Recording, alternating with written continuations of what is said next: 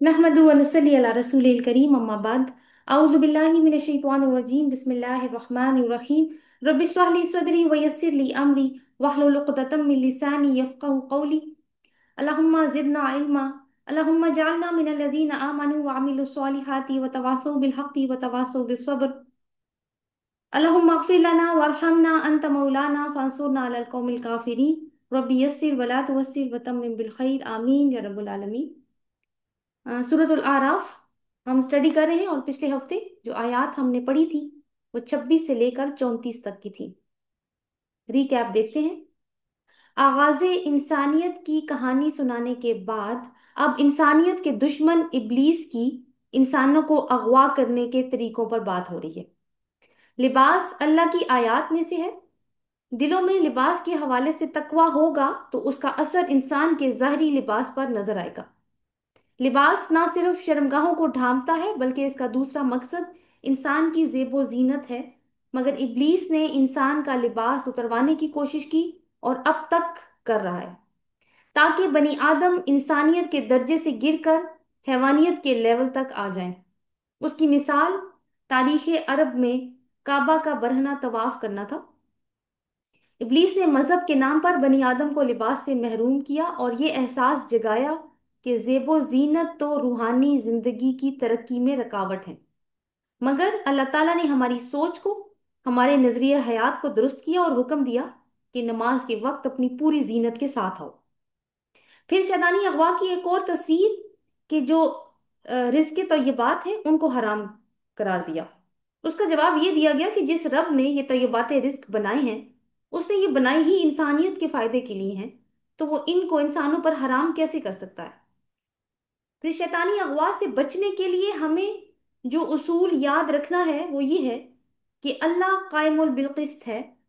इसने सारे अहकामात इंसानी जिंदगी में एक तवाजुन और एतदाल कायम करने के लिए दिए हैं, तो हमें उसी के दिए हुए कोड ऑफ कॉन्डक्ट पर जिंदगी गुजारनी होगी, ना कि ये कि शैतान के इन्फ्लुएंस में आकर इफरात तफरीत का शिकार हो जाए। अल्लाह ने हराम और हलाल को वाज़े तौर पर अलग किया है और वो हैं फवाहिश के काम, खुले हों या छुपे, गुनाह के काम, सरकशी, शिर्क और अल्लाह पर झूठ बांधना। फिर ये क्यों जरूरी है कि इन अहकामात पर अमल किया जाए और एतदाल में रहा जाए। क्योंकि हमें बताया गया कि हर कौम की एक मुकर्ररा मुद्दत अमल है, वो आ गई तो मोहलत खत्म हो जाएगी अमल की।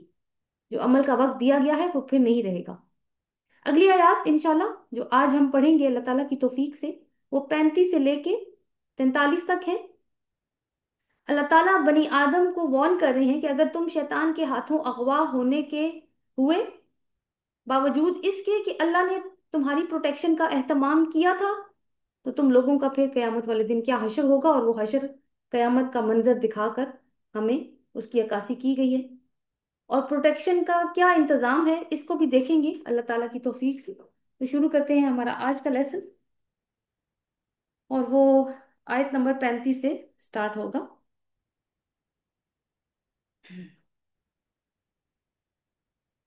औज़ु बिल्लाहि मिनश शैतानिर रजीम बिस्मिल्लाहिर रहमानिर रहीम। या बनी आदमा इम्मा यातियन्नकुम रुसुलुम मिनकुम यकुस्सूना अलैकुम आयाती फमनित्तक़ा व अस्लहा फला खौफुन अलैहिम वला हुम यहज़नून। सदक़ल्लाहुल अज़ीम। ए बनी आदम, अगर आ जाए तुम्हारे पास रसूल तुम में से जो बयान करते हो तुम पर मेरी आयत। अगर ए बनी आदम, अगर तुम्हारे पास मुझी से रसूल, मेरी मेरी तरफ से रसूल आए और वो क्या करें, मेरी आयत तुम पर बयान करें। फमन इत्तक़ा, तो जो कोई तकवा करेगा, व अस्लहा और इस्लाह करेगा, फला खौफुन अलैहिम, तो कोई खौफ नहीं होगा उन पर, वला हुम यहज़नून, और ना ही वो गमगीन होंगे। ये जो दो अल्फाज हैं, फला खौफुन अलैहिम वला हुम यहज़नून, में भी इससे आपको कुछ याद आया हो कि पीछे भी हमने कुछ ऐसी आयत पढ़ी हैं। यहाँ उसी वादे की याद दहानी फिर से करवाई गई है जो अल्लाह ताला ने आदम अलैहिस्सलाम से किया था उस वक्त जब आदम और हव्वा अलैहिमा सलाम को जन्नत से निकालने का वाकया पेश आया था। सूरतुल बकरा में इसका जिक्र गुजरा है। कुल नहबितु मिनहा जमीअन फअम्मा यातियन्नकुम मिन्नी हुदन من تبع ہدایا فلا خوف علیہم ولا هم یحزنون۔ ہم نے کہا تم سب یہاں سے اتر جاؤ، بس اگر میری طرف سے ہدایت آئے تو جو اس ہدایت کی پیروی کرے گا بس اس کے لیے کوئی خوف نہیں ہوگا اور نہ ہی وہ غمگین ہوں گے، یعنی ان کے لیے کوئی خوف نہیں ہوگا اور نہ ہی وہ غمگین ہوں گے۔ تو آدم اور ان کی اولاد سے پہلے یہ وعدہ کس سے کیا گیا؟ آدم علیہ السلام سے، کہ میری طرف سے ہدایت آئے گی، اب تم زمین پہ جا رہے ہو تو ہدایت کا انتظام میرے ذمہ ہے۔ یہاں پہ آپ دیکھیے آیت کہاں سے سٹارٹ ہو رہی ہے، یا بنی آدم۔ تو آدم اور ان کی اولاد سے یہ وعدہ ان کو شیطان اور اس کے لشکروں کی شر سے بچانے کے لیے تھا، کیونکہ اتنا بڑا واقعہ پیش آ گیا، اور لاسٹ ٹائم بھی ہم نے پڑھا کہ ظاہر ہے کہ فکر ہوتی ہے۔ تو ویسے بھی یعنی اس کی فطری ضرورت بھی محسوس ہوتی ہے جب ہم قصہ آدم و ابلیس پڑھتے ہیں، کہ ان شیاطین کے حملوں سے بچنے کے لیے کسی بڑے کور کی ضرورت ہے، اور وہ کور کیا ہے؟ وہی جس کے ذریعے ہدایت آئی۔ اور کس پر یہ ہدایت اتاری گئی؟ آپ دیکھیں، رسولوں پر۔ تو اس ہدایت میں یعنی جو جو رسولوں پر آئی، وہ کس فارم میں آئی؟ وہ کتابوں کی فارم میں آئی۔ تو یہاں پہ یہ بات رسولوں کے اینگل سے آئی ہے۔ یہ بات میں کیوں کر رہی ہوں رسولوں کے اینگل سے آئی ہے؟ کیونکہ آپ دیکھیں کہ دوبارہ سے آیت دیکھ لیجیے، یا بنی آدم اما یاتینکم رسل منکم، رائٹ؟ اگر تمہارے پاس میری طرف سے کوئی رسول آ جائے، اور وہاں پہ کیا بات ہوئی تھی اس پہ سورۃ البقرہ میں، فَإِمَّا يَأْتِيَنَّكُم مِّنِّي هُدًى، تو میری طرف سے اگر تمہارے پاس کوئی ہدایت آئے، وہاں پہ یہ ہے کہ یعنی وہی کی بات تھی، اور یہاں پہ رسولوں کے اینگل سے بات آئی ہے۔ آئی ہوپ کہ اٹ از کلیئر، کیونکہ ہدایت انسانوں تک رسول ہی لے کر آئے، وہ اللہ تعالیٰ کی آیات لوگوں کو سناتے۔ تو ایک پوائنٹ سمجھنے کا یہ ہے کہ شیطان سے بچنے کے لیے رسولوں کی پیروی ضروری ہے، کیونکہ رسول اسی چیز کا حکم دیتے ہیں جو اللہ تعالیٰ ان کو حکم دیتے ہیں۔ اور اللہ کی ہدایات رسول سے سننے کے بعد کرنے کے کام کیا ہیں؟ وہ دو کام دیکھیے آگے آیت میں نظر آ رہے ہیں، فَمَنِ اتَّقَى، تو جو تقوی اختیار کرے گا، وہ اصلح، اور اصلاح کرے گا، یعنی تقوی اور اصلاح۔ تقوی کا مطلب ہے بچنا، اپنے آپ کو بچانا، اور اللہ کی نافرمانی سے اپنے آپ کو بچانا، اس کے غیظ و غضب سے، اس کے عذاب سے اپنے آپ کو بچانا۔ تو یہی احساس انسان کو برے کام کرنے سے بچا سکتا ہے اور نیکی کے کاموں کی طرف مائل کر سکتا ہے۔ اور اس کا ایک اور مطلب کیا ہے؟ کانشیسنیس آف یور لارڈ، کہ اپنے رب کا احساس ہونا ہر وقت کہ وہ ہم پہ چیک رکھے ہوئے ہیں۔ ایک چیز تو یہ، اور اصلاح کیسے کرنی ہے؟ کہ پہلے جو بھی رویہ تھا زندگی گزارنے کا، اب چونکہ آ گئی نا ہدایت رسولوں کے ذریعے، تو پہلے جو بھی رویہ تھا زندگی گزارنے کا، اس کو اللہ کی بھیجی ہوئی ہدایات کے آئینے میں پرکھنا ہے، اور پھر اپنی اصلاح کرنی ہے جہاں جہاں پہ پرابلم ہے۔ تو اگر یہ تین کام کر لیے، ویسے بیسیکلی ایک ہی کام ہے کہ رسولوں کی پیروی، باقی جو دو کام ہے تقوی اور اصلاح، وہ تو اس کا پھر نتیجہ بن جاتے ہیں، تو پھر دنیا میں کوئی غم نہیں ہوگا اور نہ مرتے وقت کوئی خوف ہوگا۔ خوف کا تعلق مستقبل کے خطرات سے جڑتا ہے، اور حزن کا ماضی میں ہونے والے واقعات سے۔ یہ ڈفرنس ہم نے سمجھنا ہے۔ تو جو وہی کو فالو کریں گے، ان کو نہ اس بات کا خوف ہوگا کہ آگے جا کر میرا کیا بنے گا، اور نہ گزرے ہوئے زندگی کے واقعات پر کوئی حزن کہ زندگی تو گناہوں میں گزری، اب کیا کریں۔ تو آپ دیکھیں کہ زندگی یعنی ہر لمحہ ہی جو ہے وہ تقوی اور اصلاح کے ساتھ گزرے گا، تو پھر خوف اور حزن کا کوئی چانس نہیں رہے گا۔ اگلی آیت دیکھتے ہیں، آیت نمبر 35۔ وَالَّذِينَ كَذَّبُوا بِآيَاتِنَا وَاسْتَكْبَرُوا عَنْهَا أُولَٰئِكَ أَصْحَابُ النَّارِ، اور وہ جنہوں نے جھٹلایا ہماری آیات کو اور تکبر کیا، دو کام، اور ان سے تکبر کیا، یہی لوگ ہیں جو آگ کے ساتھی ہیں، ہم فیہا خالدون، وہ اس میں ہمیشہ رہنے والے ہیں۔ یعنی دوزخ میں جانے کے لیے کیا کافی ہے؟ کذبو، اللہ کی آیات کو جھٹلا دینا۔ اس میں ویسے ہم کافی بحث کر چکے ہیں کہ اس کا مطلب کیا ہے۔ دوسرا ہے وستک، آگے آئے گی بھی، پھر ہم دوبارہ دیکھ لیں گے۔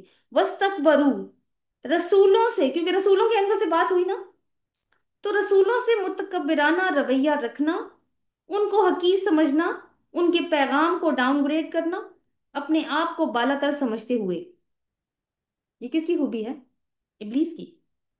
تو پچھلی آیت میں وہی کو فالو کیا تو کوئی غم اور حزن نہیں، اس آیت میں شیطان کے راستے کو فالو کیا تو ہمیشگی کی زندگی کا غم اور حزن لے لیا، کیونکہ جو راستہ وہی کا نہیں ہے یا رسولوں کا نہیں ہے، پھر وہ شیطان کا راستہ ہے۔ تو کور پھر کیا ہے شیطان سے؟ وہی اور رسولوں کے راستے کی پیروی۔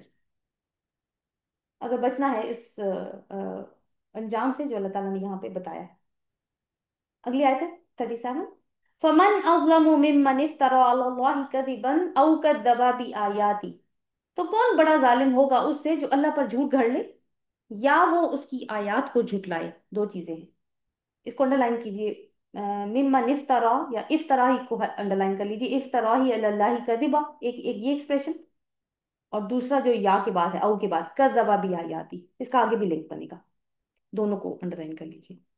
जो घर ले अल्लाह पर झूठ या वो झुटलाए अल्लाह ताला की आयत को। इस आयत के बहुत से हिस्से हैं, हम पहले इस हिस्से को देख लेते हैं कि अल्लाह पर झूठ बांधना क्या है और बहुतान लगाना, यानी उसके साथ शिरक करना। दूसरी बात यह है कि कज़्ज़ब बिआयाती, जिन्होंने अभी हमें ज्वाइन किया, हम आयत नंबर 37 करें, सूरह अल अराफ 8वां पारा। अल्लाह की आयत को झुटलाना यानी उसके अहकामात को ना मानना, झुटलाने का मतलब ये होगा। इनमें खुद अपनी मर्जी से रद्द बदल कर देना, जैसे अल्लाह ताला के हलाल को हराम, हराम को हलाल, सूरत अल-अनाम में हम पढ़ चुके हैं। वो जो पूरी की पूरी शरीयत अहले मक्का ने घर रखी है दीन इब्राहिमी के नाम पे, उनकी फिक हमने पढ़ी, तो वो सारी क्या है, अल्लाह की आयत को झुटलाने के जुम्मे में आएगी।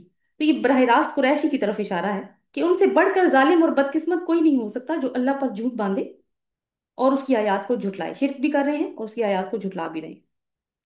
तो क्या है फिर आगे अल्लाह ताला ने फरमाया, अगला अगला हिस्सा है, उलाइका यनालुहुम नसीबुहुम मिनल किताब। यही लोग हैं कि उनको इनका हिस्सा पहुंचेगा किताब में से। अब ये कौन सी किताब है यहाँ पे? यहाँ पे किताब से मुराद उनका अमाल नामा है, वो रिकॉर्ड जो कि हर इंसान के का साथ साथ मेंटेन हो रहा है, मुनकर नकीर जो कर रहे हैं हमारे शोल्डर्स पे बैठ के। तो जुर्म का नतीजा इनको वही मिलेगा जो वो डिजर्व करते होंगे। हत्ता, नेक्स्ट पार्ट, हत्ता इदा जाअतहुम रुसुलुना यतवफ़ौनहुम।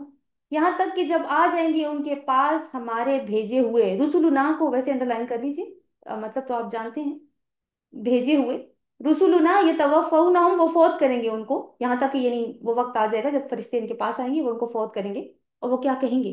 क़ालू अयना मा कुंतुम तदऊना, कहाँ है वो जिन्हें तुम पुकारते थे, मिन दूनिल्लाहि, सिवाय अल्लाह के। तो मौत का वक्त आ गया तो उस फरिश्ते ने क्या सवाल किया कि वो कहाँ है।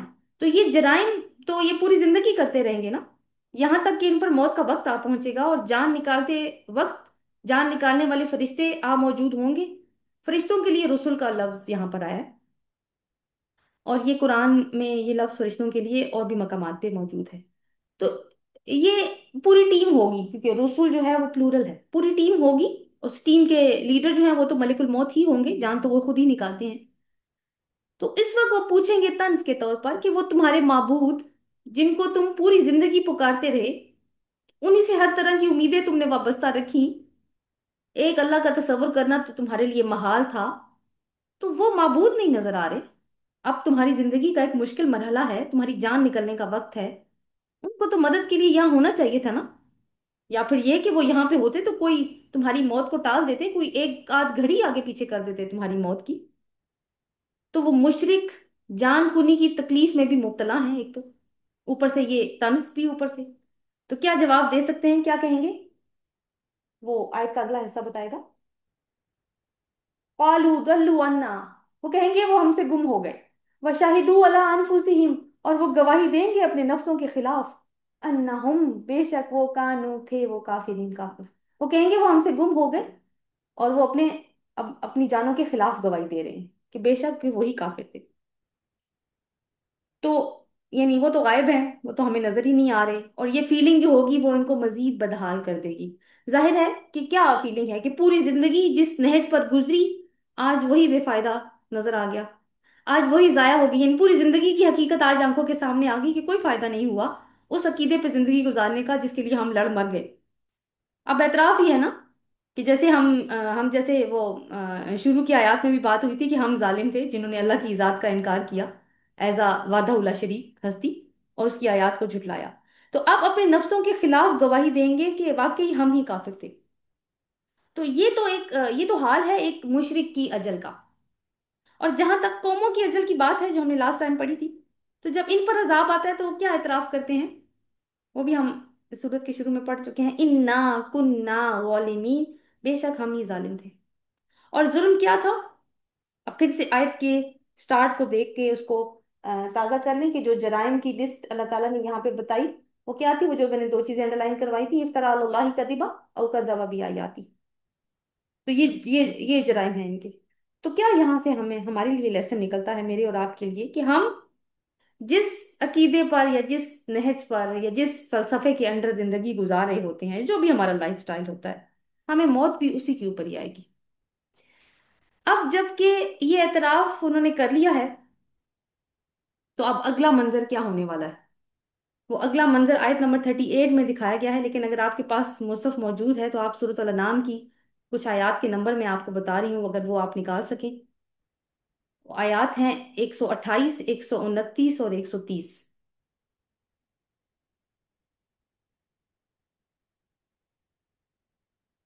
میں ترجمہ ان کا آپ کے سامنے رکھوں گی،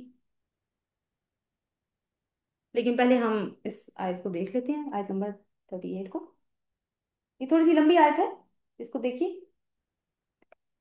قَالَ ادْخُلُوا فِي أُمَمٍ قَدْ خَلَتْ مِن قَبْلِكُمْ۔ اب ظاہر ہے کہ وہ جب اعتراف ہو گیا تو اگلا منظر کیا ہے اللہ کے ہاں، یعنی اب وہ قیامت کا منظر دکھا رہے ہیں۔ قَالَ ادْخُلُوا فِي أُمَمٍ، کہا وہ فرمائے گا داخل ہو جاؤ جماعتوں میں، قد خلت جو گزر چکی ہیں، من قبلکم تم سے پہلے، من الجن والانس فی النار، جنوں انس کی ان جماعتوں میں جو تم سے پہلے گزر چکی ہیں اور ابھی وہ آگ میں ہے، تم بھی ان میں شامل ہو جاؤ۔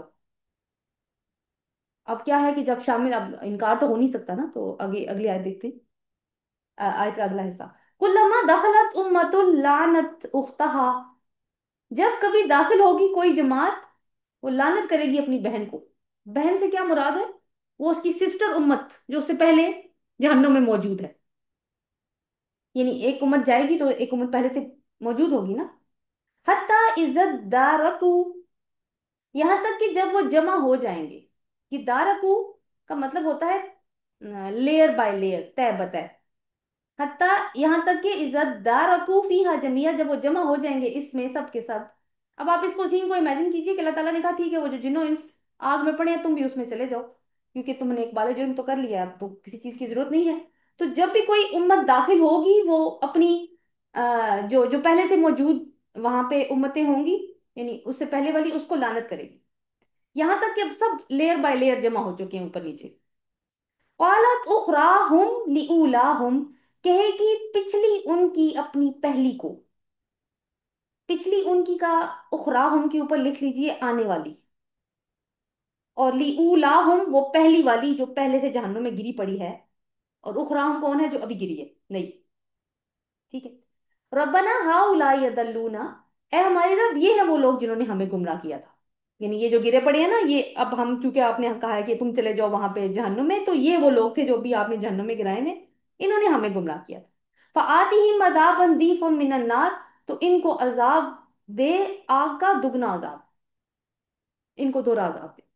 قالا وہ فرمائے گا لِكُلٍّ، ہر ایک کے لیے، ضِعْفٌ دگنا ہے، ولیکن اور لیکن، لا تعلمون وہ نہیں جانتے کہ ہر ایک کے لیے دگنا ہے، فکر نہ کرو۔ اب میں نے جو آپ کو آیات بتائی ہیں، آیت نمبر 128، 129 اور 130، کیونکہ انعام اراف جوڑا ہے آپس میں، اس لیے ان آیات کا مطالعہ بھی ضروری ہے۔ میں صرف ترجمہ پڑھ رہی ہوں کیونکہ وقت کی تھوڑی سی کمی ہوتی ہے۔ یہ وہ والی آیت ہے، یوم یحشرہم جمیعا یا معشر الجن قد استکثرتم من الانس، اور جس دن وہ سب جنوں انس کو جمع کرے گا اور فرمائے گا اے گروہ جنات، تم نے انسانوں سے بہت فائدے حاصل کیے۔ تو جو انسانوں میں ان کے دوست ہوں گے وہ کہیں گے کہ پروردگار ہم ایک دوسرے سے خوب فائدہ اٹھاتے رہے، یہاں تک کہ اس وقت کو پہنچ گئے جو تو نے ہمارے لیے مقرر کیا تھا۔ اللہ فرمائے گا اب تمہارا ٹھکانہ دوزخ ہے، اس میں ہمیشہ جلتے رہو گے مگر جسے اللہ چاہے، بے شک تمہارا پروردگار دانا اور خبردار ہے۔ 129۔ اور اسی طرح وَكَذَلِكَ نُوَلِّي بَعْضَ الظَّالِمِينَ بَعْضًا بِمَا كَانُوا يَكْسِبُونَ، اور اسی طرح ہم ظالموں کو ان کے اعمال کے سبب جو وہ کرتے تھے ایک دوسرے پر مسلط کر دیتے ہیں۔ آیت نمبر 130، یا معاشر الجن والانس الم یاتکم رسل منکم یقصون علیکم آیاتی، اس کا ترجمہ دیکھتے ہیں، پوری آیت میں نے نہیں پڑھی۔ اے جنوں انس کی جماعت، کیا تمہارے پاس پیغمبر نہیں آتے رہے جو میری آیات تم کو پڑھ پڑھ کر سناتے اور اس دن کے بارے میں تمہیں ڈراتے؟ وہ کہیں گے کہ ہمیں اپنے گناہوں کا اقرار ہے، ان لوگوں کو دنیا کی زندگی نے دھوکے میں ڈال رکھا تھا، اب خود اپنے اوپر گواہی دی کہ وہ کفر کرتے تھے۔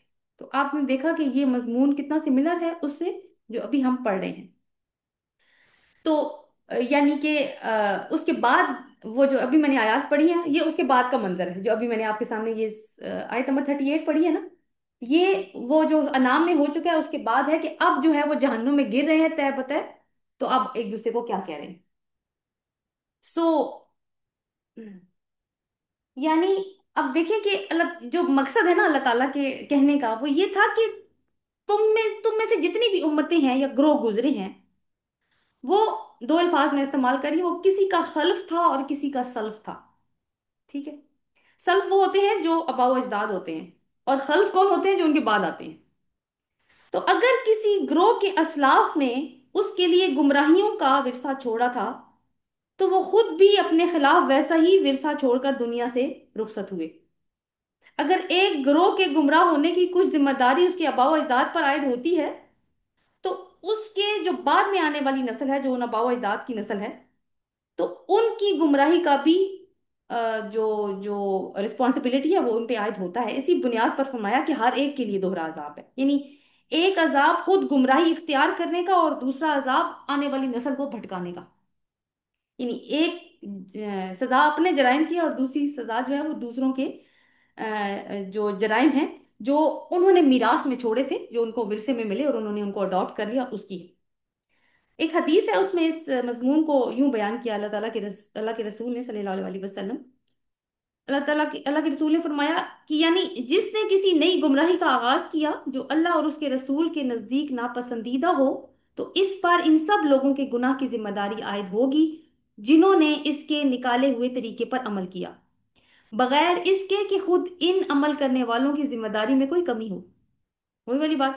دوسری حدیث ہے کہ یعنی دنیا میں جو انسان بھی ظلم کے ساتھ قتل کیا جاتا ہے، اس کے خون ناحق کا ایک حصہ آدم کے اس پہلے بیٹے کو پہنچتا ہے جس نے اپنے بھائی کو قتل کیا تھا، کیونکہ قتل انسان کا راستہ سب سے پہلے اسی نے کھولا۔ آج تک جتنے قتل ہو رہے ہیں وہ سارے کے سارے پیچھے اس کے کھاتے میں بھی اس کا بیلنس بنتا جا رہا ہے گناہوں کا۔ تو اس سے کیا معلوم ہوتا ہے کہ جو شخص یا گروہ، کوئی قوم بھی ہو سکتی ہے، کسی بھی غلط نظریے کی یا غلط رویے کی بنیاد ڈالتی ہے، وہ صرف اپنی غلطی کی ذمہ دار نہیں ہوتی، صرف اپنے ذات کی ذمہ دار نہیں ہوتی یا اس صرف ایرا کی، بلکہ دنیا میں جتنے انسان بھی اس سے متاثر ہوتے ہیں ان سب کے گناہ کی ذمہ داری کا بھی ایک حصہ اس کے حساب میں لکھا جاتا رہے گا جب تک اس غلطی کے اثرات چلیں گے، اس کے حساب میں اس کی انٹری ہوتی رہے گی۔ تو اس سے یہ بھی معلوم ہوتا ہے کہ ہر شخص اپنی نیکی یا بدی کا صرف اپنی ذات تک ذمہ دار نہیں ہے، بلکہ اس بات کا بھی جواب دہ ہے کہ اس کی نیکی یا اس کی برائی کے اثرات دوسروں کی زندگیوں پر کس طرح سے مرتب ہو رہے ہیں۔ سورہ یاسین کی ایک آیت ہے، آیت نمبر 12، انا نحن نحیی الموتى، بے شک ہم ہی زندہ کریں گے مردہ کو یا زندہ کرتے ہیں مردوں کو، وَنَكْتُبُ ما قدموا، اور ہم لکھ لیتے ہیں جو انہوں نے آگے بھیجا، وَآثَارَهُمْ، اور جو اثرات انہوں نے پیچھے چھوڑے۔ اثرات، یہ اثرات چھوڑنے کی بات ہو رہی ہے اس آیت میں۔ فار ایگزامپل ایک مثال لے لیتے ہیں، ایک زنا کی مثال لے لیتے ہیں، ایک زانی کی مثال لے لیتے ہیں۔ اب یہ جو ہے نا یہ اس کی ایک 3D پکچر ہمارے سامنے نظر آتی ہے کہ یہ کس طریقے سے یہ گناہ جو ہے وہ پھیلتا ہے مختلف ڈائریکشنز میں۔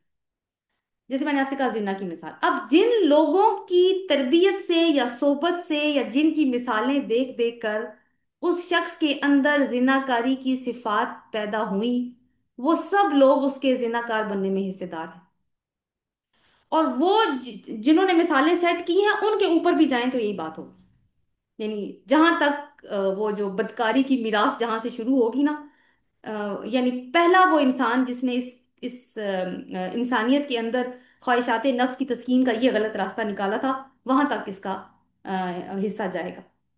یہ اب دیکھیں کہ اس زانی کے حساب کا وہ حصہ ہے جو اس کے بزرگوں سے تعلق رکھتا، اسلاف جو ہیں جو وہ گزر چکے ہیں، یہ اس سے تعلق رکھتا ہے، تو یہ ایک ڈائمنشن ہے۔ دوسری ڈائمنشن کیا ہوگی؟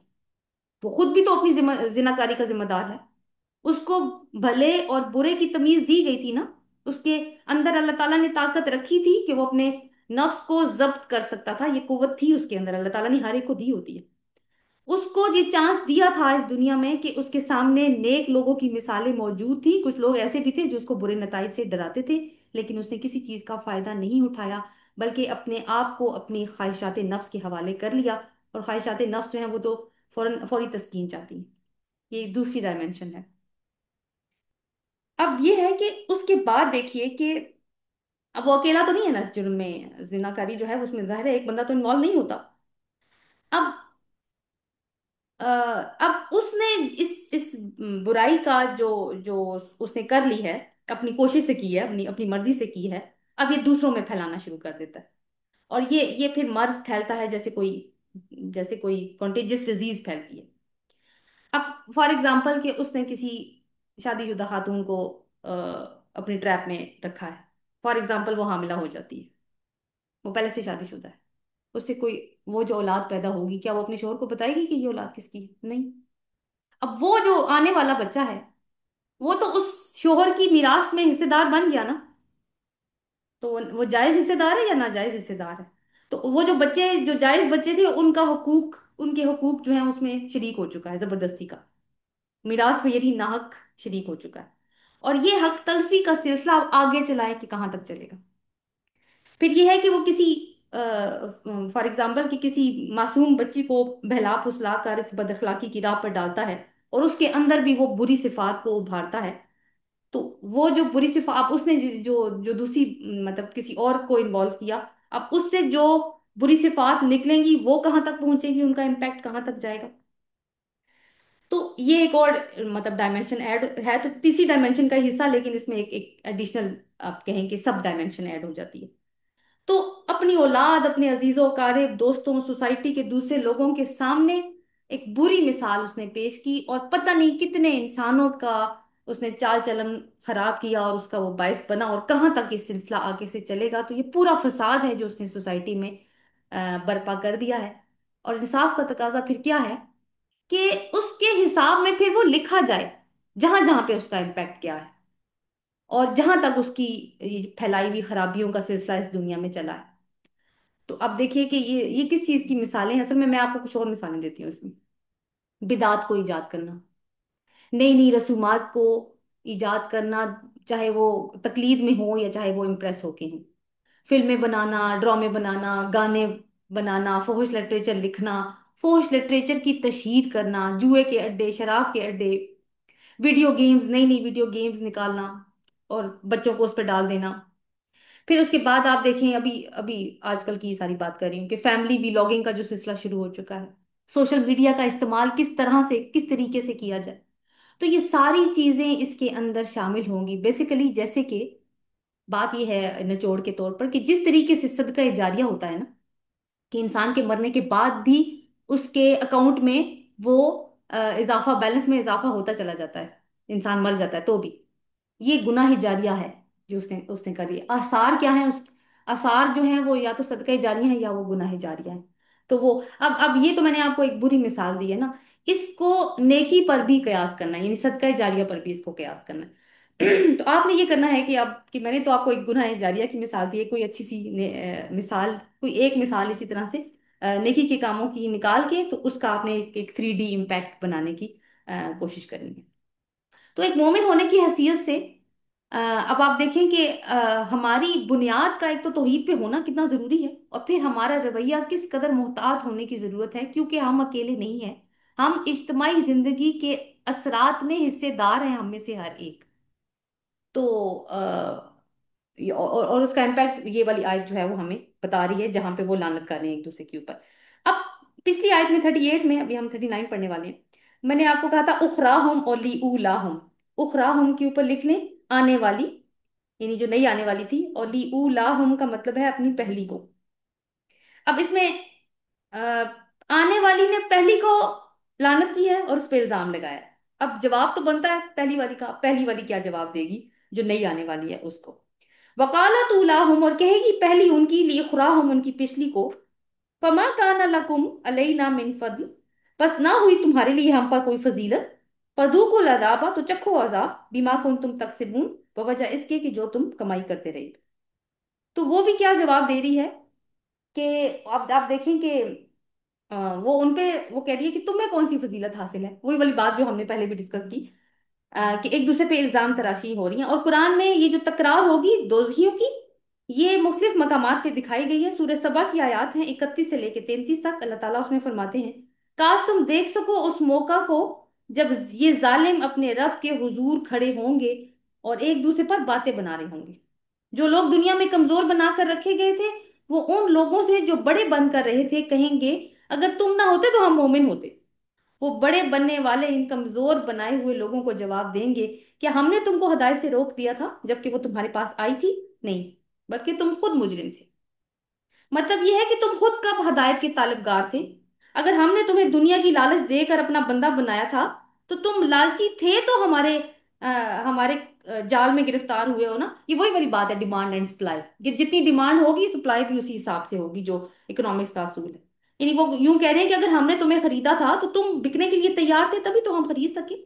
اگر ہم نے تمہیں مادہ پرستی میں الجھایا، دنیا پرستی میں الجھایا، نیشنلزم میں الجھایا اور ایسی کوئی دوسری بدعمالیوں میں اور گمراہیوں میں، تو تم خود اللہ سے بیزار تھے اور دنیا کے پرستار تھے، تبھی تو تم اللہ کی طرف بلانے والوں کو چھوڑ کر تم نے ہماری پکار پر لبیک کہا۔ اگر ہم نے تمہیں مختلف قسم کے مذہبی فریب دیے تو تمہارے اندر یہ مانگ تھی نا، تبھی تو تم لپک لپک کر ہمارے پاس آتے تھے۔ تم اصل میں یہ انسان کیا چاہتا ہے؟ اللہ تعالیٰ قرآن میں کہتا ہے انسان تو بس چاہتا ہے کہ وہ آزاد ہی رہے، یعنی وہ کسی اخلاقی قانون کا پابند نہیں ہونا چاہتا انسان، اور شریعت کیا کرتی ہے؟ اخلاقی قانون میں جکڑتی ہے انسان کو۔ تو تم نے اللہ کی بجائے تم اس طرح کے حاجت روا مانگتے تھے جو تم سے ایسی کوئی ڈیمانڈ نہ کریں، کوئی شرعی ڈیمانڈ نہ کرے، تمہارے کام بنتے رہے، تو ہم نے وہ حاجت روا تمہارے لیے پیدا کر لیے۔ تمہیں ایسے سفارشیوں کی ضرورت تھی کہ تم دنیا کے مزے بھی لوٹتے رہو اور آخرت میں تمہاری شفاعت بھی ہو جائے، تو وہ بھی ہم نے تمہیں تمہارے لیے سامنے رکھ دیے۔ تم دنیا کی لذتیں بھی چاہتے تھے اور کہتے تھے کہ دین کا لبادہ بھی اوڑا رہے، تو وہ انتظام بھی تمہارا ہو گیا۔ تو اب یہ ہے کہ اس کی سب ذمہ داری تم ہم پہ نہیں ڈال سکتے، تم بھی برابر کے حصے دار ہو۔ اگر ہم نے گمراہی تمہیں بیچی ہے تو تم خریدار تھے اس چیز کے۔ سو یہ وہی والی بات ہے جو شیطان یوم محشر اپنے خطبے میں کہے گا، سورۃ ابراہیم کی آیت نمبر 22 میں، اور وہ صاف کہے گا کہ میں نے تمہارا ہاتھ تو نہیں پکڑا تھا، میں نے تو بس تمہیں پکارا تھا اور تم میری پکار پر لبیک کہتے ہوئے آ گئے، تو اب بس مجھ پہ لعنت مت کرو، مجھے مت الزام دو، اپنے آپ پر ہی الزام دو۔ تو آپ دیکھیں کہ یہ لوگ بھی جو شیطان کے اس میں ہیں خطوات پہ ہیں، وہ بھی یہی والی باتیں کر رہے ہیں۔ آیت نمبر 40 دیکھ لیتے ہیں۔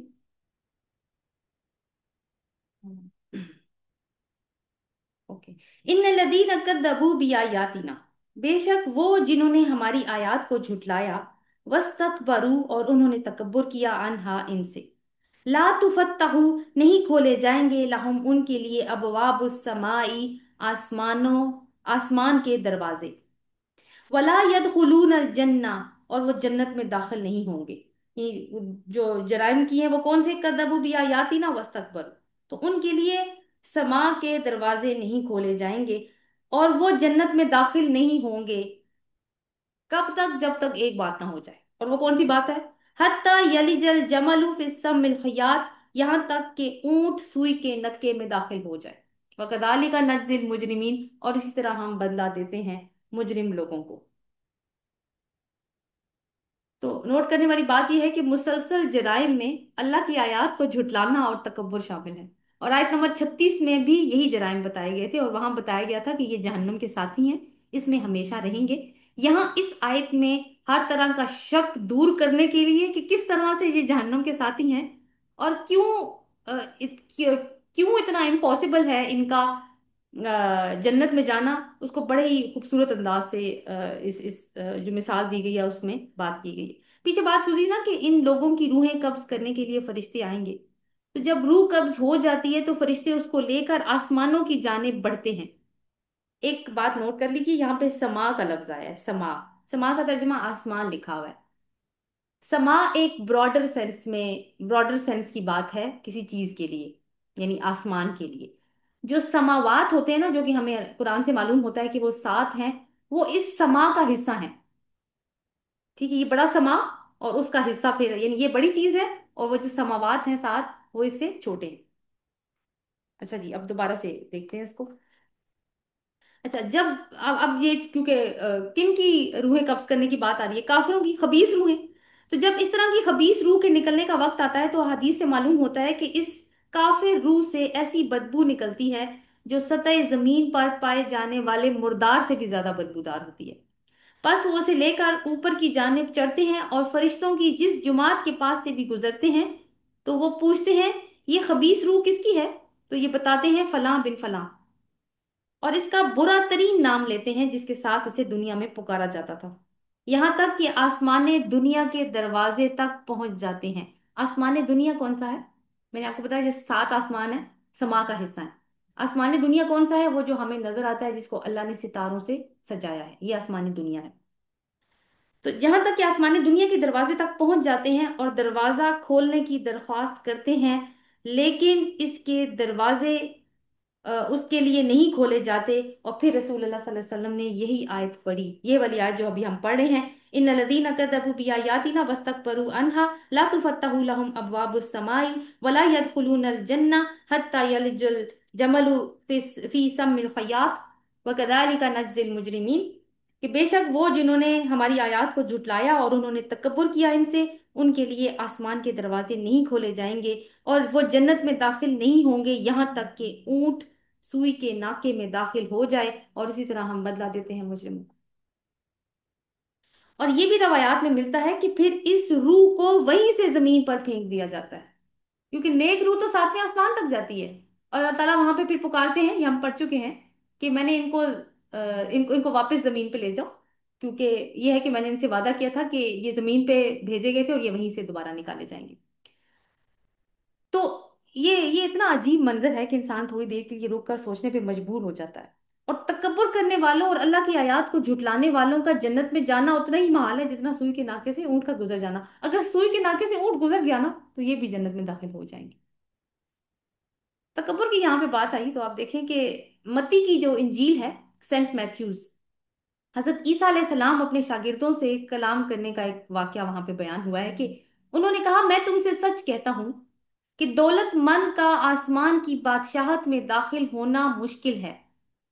پھر میں تم سے کہتا ہوں کہ اونٹ کا سوئی کے ناکے سے نکل جانا اس سے آسان ہے کہ دولت مند اللہ کی بادشاہت میں داخل ہو. حضرت عیسیٰ نے کیا وجہ بتائی ہے؟ دولت. قرآن کیا وجہ بتا رہا ہے؟ آیات کی تکذیب اور تکبر. تو اگر غور کریں تو تینوں جرائم آپس میں کنیکٹڈ ہیں. دولت سے تکبر آتا ہے، انسان خود کو خدا سمجھنے لگتا ہے اور پھر وہ اللہ کا انکار کر دیتا ہے.